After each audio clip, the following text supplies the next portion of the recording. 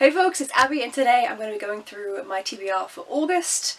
As usual, for recent times I've managed to keep it to just 5 books. So without spilling, let's dive in. First up, I have my Discworld read. I am reading at least one book each month of Discworld, occasionally more if it's one of the short stories in between the main books. And this month I am going to be reading The We Free Men by Terry Pratchett. This is book 30? It is. I'm getting really far through this series now.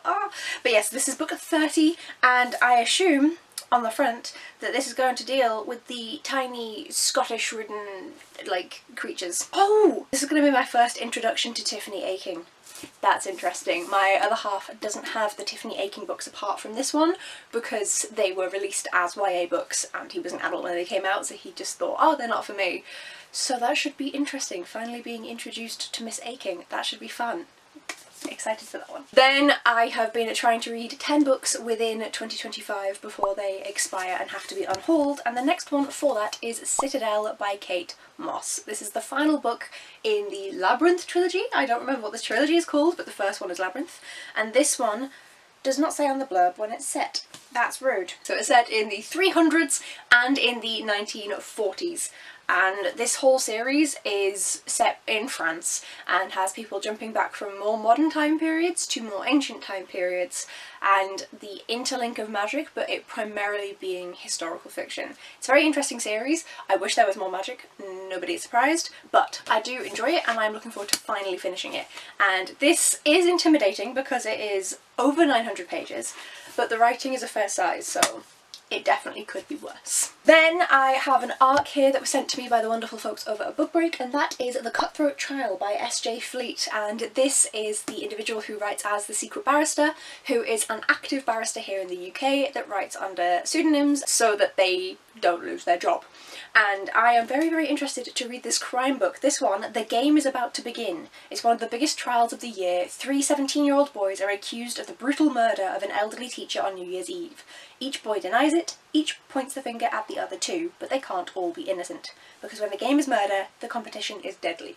And this comes out on the 28th of August this year, so I am excited to get into that. This one is fairly big at like 400 pages, however, it's got nice short chapters, which I love in a mystery thriller. So I'm looking forward to this one. And I've given myself a new rule, because I've been very grateful, very, very grateful, but I've been getting a lot of arcs in from Book Break, and so haven't been getting through as many of my shelves. And so I'm setting myself a rule that for every arc that I read, I must also read a backlog book of about the same length and just read them at the same time to get through my backlog. So theoretically there should be one more book on this TBR. The book I've chosen for the matching is Clariel by Garth Nix. This is the next published book in the Sabriel series, which has various different names, the Old Kingdom series, Abhorsen. On the back, this says Sabriel, Lariel, Abhorsen, Golden Hand, Clariel. But Golden Hand was apparently published after Clariel, and I always prefer reading in publication order if I can. The only time I haven't done that is with Narnia, because they had the numbers in the spine and I wasn't told the publication order as a child. I always prefer publication order just for my personal preference. There is magic, there is death, there's a magical talking cat that can also change into other creatures. I love the series and I'm excited to dive back into it. So because of that, I should theoretically have another book on my TBR. Why am I doing this off the cuff? But apparently I am. I'll go with a non-fiction. These are all up here. So I'm adding a non-fiction to this list. How big is this non-fiction? What am I doing to myself? Oh, there's a lot of references, that's always good. Okay, so it's 360 pages is what I'm doing to myself, and I'm going to read Walking the Bones of Britain, a 3 billion year journey from the Outer Hebrides to the Thames Estuary by Christopher Somerville.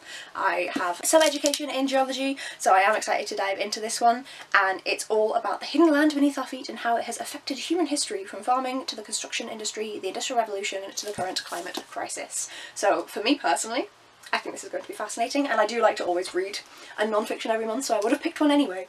So at least I've got it now. And then, the final book I'm going to be reading this month is A Desolation Called Peace. This is the first one, right? Oh my god, this is the second one. Oh, and the Game of Thrones goes. But I'm going to be reading A Memory Called Empire, which is the first book in this duology. What an idiot. But, oh, no, it's damaged. Game of Thrones. I will fix that. This gorgeous signed edition is a sci-fi book. It's a space opera I have read two of those before in my life, so I'm not too familiar with them, but I am loving sci-fi, so I am very excited to dive into this. I know nothing, no idea, but I'm excited regardless, now that I have picked up the correct book in the series.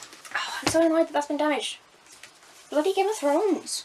I shall squish it. So the stack has grown slightly from what I thought it was going to be at the start of this video, but here is my August TBR. So we've got sci-fi, non-fiction, fantasy, historical fiction, mystery thriller, and more fantasy, but YA this time. So I think that's a fairly good mix. I like having a mix of different genres going on in my month. Part of my head is like, I'm gonna pick up more books, and the other part of my head is, shut up, Abby, you're already gonna be overwhelmed by this 900-page behemoth, let alone anything else. So we shall see how the reading goes, but I am excited for all of these, which is always fun, and please do follow me if you would like, subscribe, if you would like to see how I do get along with reading these books and how I got on last month in July.